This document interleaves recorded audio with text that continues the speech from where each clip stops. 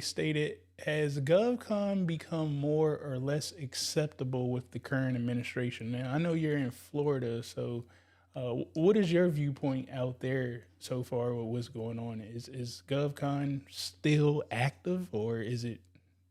It's still active because government is not the main solution. They have to contract the services out somewhere, one way or another, right? So it's still going to be there, but people are more caught up in the DEI narrative, the new administration. But when you understand politics, whether you're working on the inside or you have a contract, you have to understand the ebbs and flows of if a new administration decides to cut budgets or whatever it is, that your contract could get cut. So it's not a fact of things are being cut or it's not available. You have to really sit back because it's in the first 100 days in this new administration, and realizing that a lot of states are going to trickle into what the federal government does as well. Is more the waiting game. So this is more of a 6 to 8 month waiting game to see what the new administration puts in when the new laws come in place, because it ends up being a schedule. You have to understand a state fiscal year schedule versus the congressional CRs or whatever it may be. So those budget resolutions on the federal level are different from the state and the local government. So when you understand those timing schedules, you'll kind of realize, like, okay, you have to wait for the trickle down effect to happen in one, then the next one implements, and the next one implements.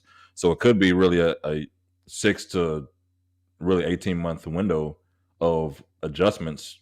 But from there, it'll be a whole new level playing field of government contract opportunities, to be real. Man, I feel. I wish this would go viral as much as the other information goes viral that scares everybody and puts fear, because I keep telling people, like, I hope you don't think the money's going anywhere. It's just being adjusted to another place, and that's part of business and entrepreneurship. You gotta pivot and follow where the money is, and there's Yeah, still yeah. problems to be solved. And if you want to be real, and this is the part where even talking to politicians and being real about it, and kind of where I get pissed off with the people who are talking heads in this space, it's more of a fact of everybody's talking about DEI is getting removed, right?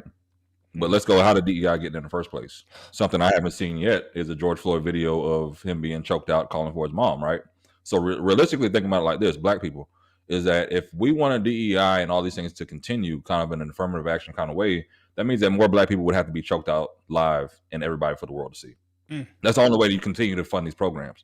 So that because of these other George Floyds haven't happened, there's going to be a shift. So of course, even when you look at it, they came after CRT, then it's DEI, it's a domino effect, right? Cool.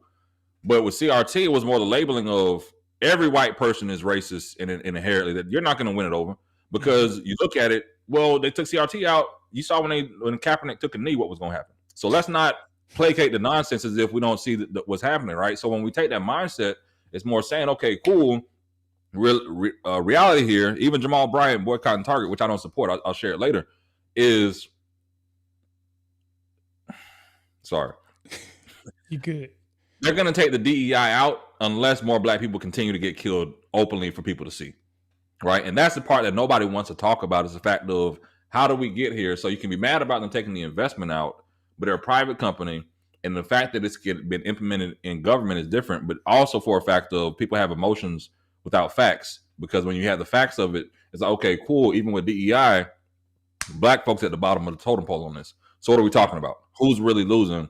But people don't want to take a constructive look to policy and things. They want to take emotions.